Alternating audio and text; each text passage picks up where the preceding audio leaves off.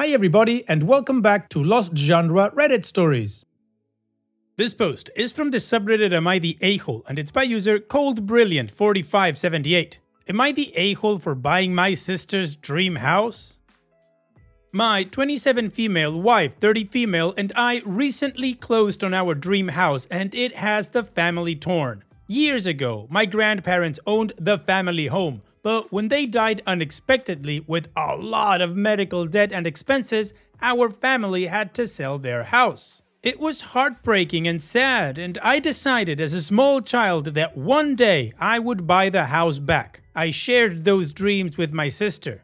Later, I met my wife when I was 18 and she was 21. Her parents owned a small rental that they allowed her to live in rent-free, just paying for the expenses. She invited me to live with her a year into our relationship and we got married a year after that. I told her about my dreams of owning my grandparents' house and she fully supported me. We began putting large amounts of money back for a down payment in the hopes that the house wouldn't go on the market before we could afford it. Because we didn't pay rent and both had good jobs for our ages and the economy we lived in, we were able to put back a very large sum of money. My in-laws also offered us a sum of $75,000 for the down payment, and in total we put back about $185,000. About 20 years after my grandparents passed away, their house finally went back on the market at a massive price. The house itself is huge, with 6 bedrooms, a large lakefront estate, and several features including a pool and small guest house. We knew that this house would have a huge price tag and we skimped and budgeted for 9 years to afford my dream house. My sister was also house shopping at this time, but with a much smaller budget. Her and her husband have children, student debt, and rented for the past several years and were not able to put back money in the same way my wife and I were. When our grandparents' house went on the market, I sent the link to my sister and said that we were finally getting our grandparents' home back in the family. She was very excited and said as much, and that was that. My wife and I moved forward, visiting with the owners and real estate agents, having it inspected and made an offer. They accepted and we were absolutely over the moon. Throughout this whole process, my sister kept saying how excited she was to have the house back in the family and how nice it will be for her children to know this house and grow up in it like her and I did. Our grandparents' house was the location of every birthday, holiday, gathering, and reunion, and my wife and I planned on making it that way again, which was why what my sister said didn't raise any red flags. Weird that she phrased it that way, but not concerning. We had a barbecue at my parents' house to celebrate the final closing of our house. During the dinner, my mother-in-law offered to kennel our dogs while we were in the stages of moving to keep things easier and them safe, and that was when my sister piped up. She asked why our dogs needed to be watched when the real issue was her kids. My wife asked what she meant, and she said that her kids will need more supervision than our dogs and that she was confused as to why we'd be so busy that our dogs needed watching. I told her I was the one confused. I didn't know she was helping us move and that if her kids couldn't reliably be left to their own devices, then she absolutely did not need to help us pack. My sister proceeded to ask why my wife and I would be packing. I told her the obvious. We just closed in a house. For length reasons, I'll leave a lot of the back and forth, but here's the gist of it. My sister had it in her head that we were buying the house to either A, own it and rent it out to her family, or B, transfer the title to her name and have her pay us back in time. Yes, that is literally what she was thinking, despite us never discussing anything like that once. When I told her that was not happening, my sister threw a fit. She was pissed because this was her dream too, and that it wasn't fair that only one of us could live it.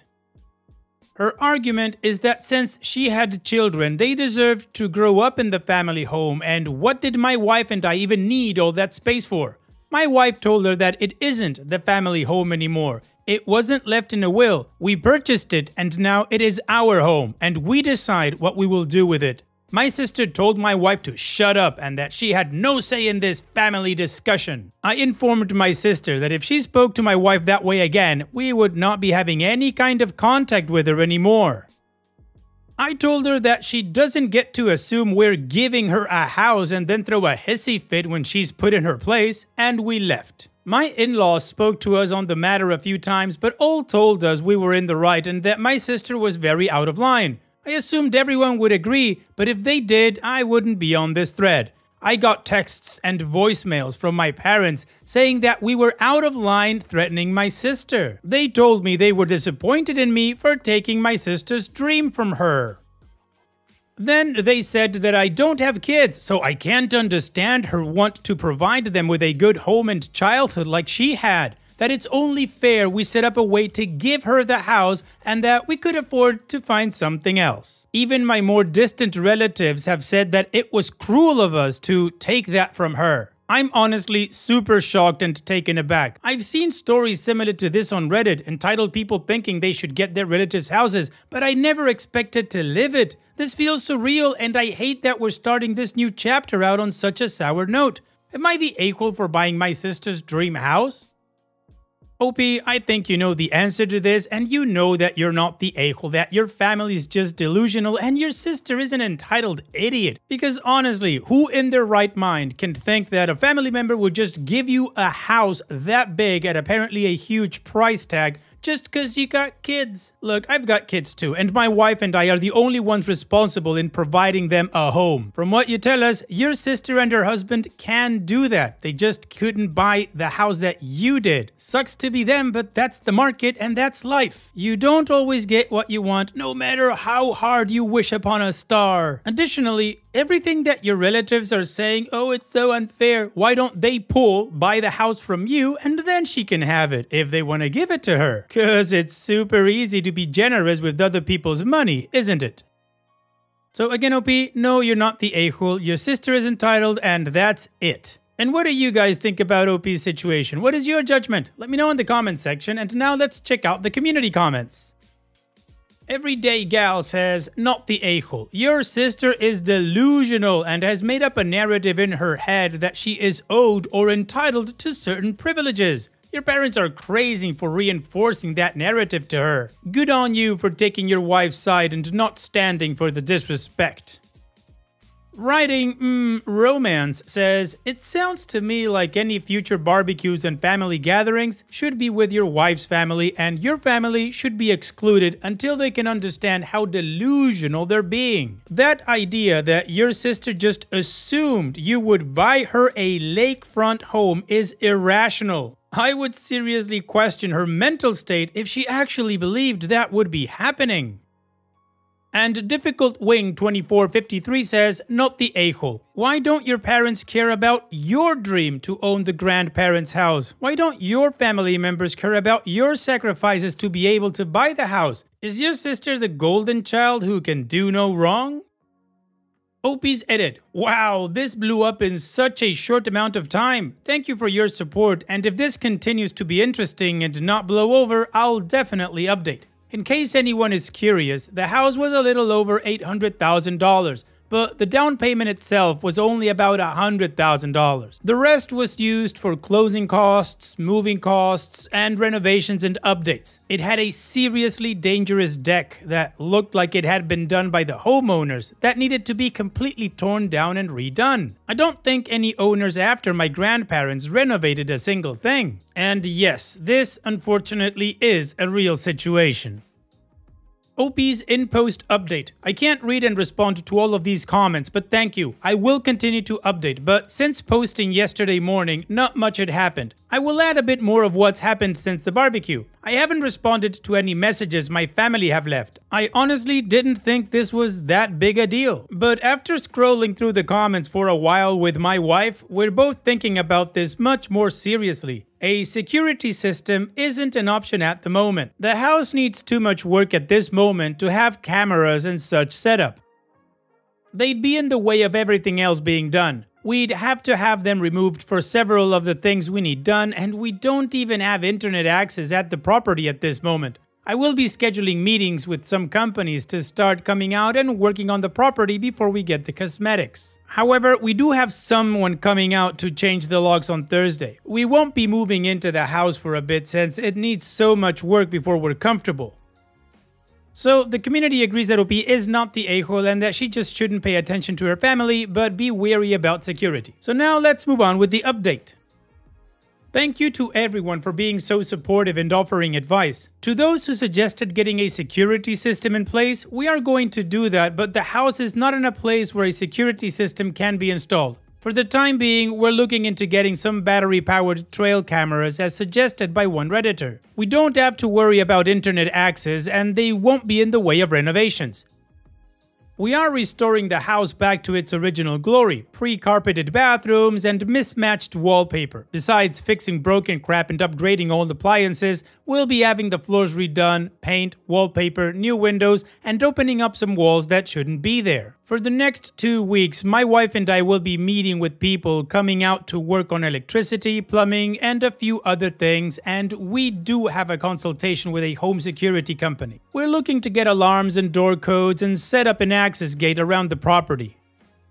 We've already made an appointment to have the locks changed and aren't concerned about my family trying to squat there. My in-laws have allowed us to park their camper trailer on the property while work is being done, not only for peace of mind, but to avoid commuting back and forth multiple times a day. And for the actual update, I was hesitant to post this update since it's so soon after my original post, but I guess enough has happened for it to be useful information.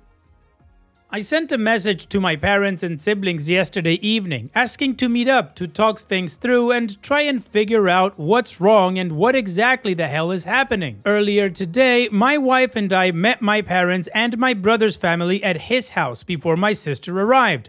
I let them know that if they tried to interrupt or control the conversation, we would leave. I told them that I never once even suggested my sister would be allowed to rent out the house or buy it from us. That I didn't know where she got the idea from. Then I showed them the text strings where I first sent her the listing and every conversation where I updated her on the progress. My mom asked to see the rest of the conversation about the house and I told her there was none. She informed me that my sister told them all that we had made an agreement that my wife and I would purchase it and then rent it out to my sister's family until they'd paid enough to buy it, that we would live in the guest house and they'd get the main house. She told them that we had gone back on our deal and had absolutely shattered her dreams of raising her kids in the house she grew up in.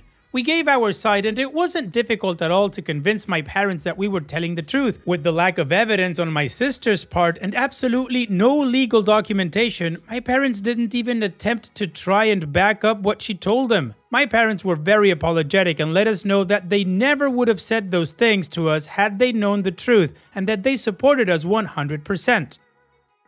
My brother was supportive of us as well, but he was never one of the people harassing us over this, so his reaction is less important. Around then, my sister and her husband showed up. My brother-in-law is a doormat and will give my sister whatever she wants, so I wasn't expecting much from him. I asked her to produce any of the necessary evidence to prove that I told her we'd rent the house out to her, that her lie was ill-conceived, and that she better have a good explanation. She attempted to suggest that I had deleted the conversation, but when she couldn't produce said messages either, her story fell apart. She started crying, saying it wasn't fair, that we got everything handed to us, and that we didn't need a house this big, and that we were rubbing our wealth in her face. So, to my understanding, she thought she could trick everyone into bullying us into renting our house out to her, I guess, like some kind of effed-in-the-head Scooby-Doo villain? She was using a fake rental agreement that she didn't even attempt to make look or sound legit. We let her know that she had a lot of apologizing to do before we'd consider having a relationship with her moving forward, and that she wouldn't be welcome in our home for a long time. At the moment, our relationship with my parents is rocky at best for obvious reasons. They let us know that they're here to support us if we need moving assistance or help with renovations, but it'll take some good hard thinking to decide if we're okay with that. We will not be giving anyone in my family a spare key, but my wife's parents will receive one for emergencies. The house won't be in a state to host guests for a bit, so we are choosing to cross the "can my family be trusted at our home" bridge when we come to it. My sister obviously has some screws loose, but my parents don't really coddle her. She's what you can consider the golden child, but honestly, most of her antics up until this point were just one-upping achievements during our childhood or seeking more attention from our parents. She's dramatic, entitled, and a little selfish, but has never displayed this level of crazy before. Yes, we will get a security system, but not for a bit. My wife and I do not have kids and will not have them in the future. My sister has done some odd things, but nothing as absolutely absurd as this. So we will be meeting with an estate planner to put everything into writing. My wife and I do not have kids and will not have them in the future. We plan on leaving the property to my sister-in-law and her kids, with my mother-in-law as the executor of our estate for the time being.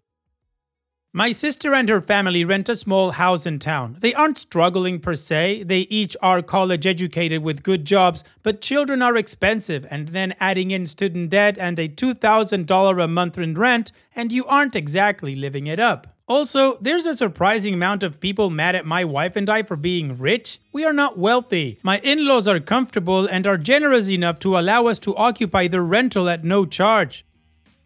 They bought a new house decades ago and just didn't sell their previous one, so they allowed my wife to live there. The down payment was my wife's college fund from years ago. Her parents put money in it, but when she decided to go into a trade, they kept the money and saved it specifically for the purpose of a down payment. When we told them that the house was up for sale finally, they offered the college fund they had kept for her.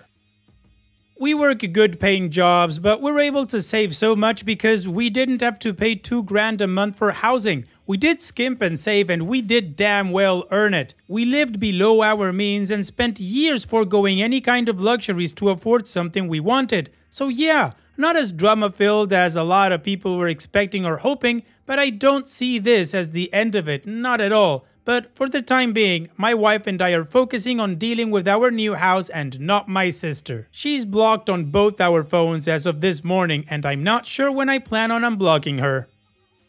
Well, OP, at least you were able to clear the air with your family, and your sister's narrative no longer holds any kind of validity. So now just focus on your wife and your house and your future together. On that note, here's wishing you the best. Take care, OP, and thank you for sharing. And now let's finish this video with a mood booster post.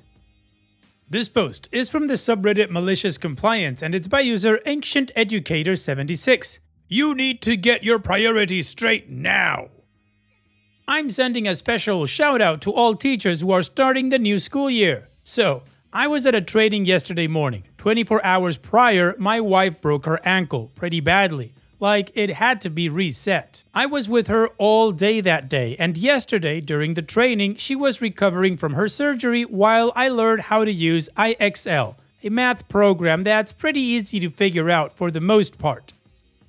The night before the training, my wife and I discussed the financial aspect of missing days, and though I took the day off when she broke her ankle, obviously, we both decided I would go to the IXL training. I get there a minute early or 14 minutes late according to the US Air Force and situate myself. I open up all the websites they say to, do the Padlet AI welcome page drawing they request of me, and get ahead of the program. The rest of the room is jibber-jabbing as the presenter and the other district personnel meander around the room. I see a text from my mother-in-law, and as she's at the hospital with my wife, I decide to look at it. Gina, my wife, is asking about my pay. Her phone got an alert about a payment. My Rapid card has an alert that goes to her phone, but her phone died before she could see how much. I decide to log into my Access page to see how much and tell her whether we are covered for the deductible that they haven't collected yet. It literally took me 20 seconds to do this. Of course, this is when Miss Low Glasses decides to pretend she's my teacher. She pokes me on the shoulder repeatedly. I'm pretty sure she thinks she's tapping me, but it's aggressive, and says, "You need to look at the screen she's showing you." I start to comment back by saying, "Sorry, I was when she interrupted me abruptly, shouting enough for God and Satan to hear, "You need to get your priorities straight." Enter Malicious Compliance. I was so embarrassed and pissed at the same time, it was totally uncalled for. It was when everyone was jibber-jabbering, and it was to check on an important time-sensitive thing. It made me realize that, yes, I do need to get my priorities straight. I replied just as loudly as I had everyone's ear now. You know what? I do need to get my priorities straight. My wife is in the hospital. I'll be leaving now. And I walked out. The lady looking at me through her lowered glasses scoffed, and the other district personnel pulled her aside and chided her as I walked out. One of my homies yelled out, "Love you, OP. It's gonna be fine. Text me," as I left. Well, OP, you do have your priorities straight. Your wife comes first, and your friends have your back, so good on you. Thanks for sharing, OP. And that's it for today's video. Thank you so much for taking the time to watch it. Now, if you've gotten to this point in the video, I assume that you like these stories that I'm reading out, so here are a couple more that you might enjoy. And if you don't have any time to watch another story right now, save it for later, and also, don't forget to hit that subscribe button.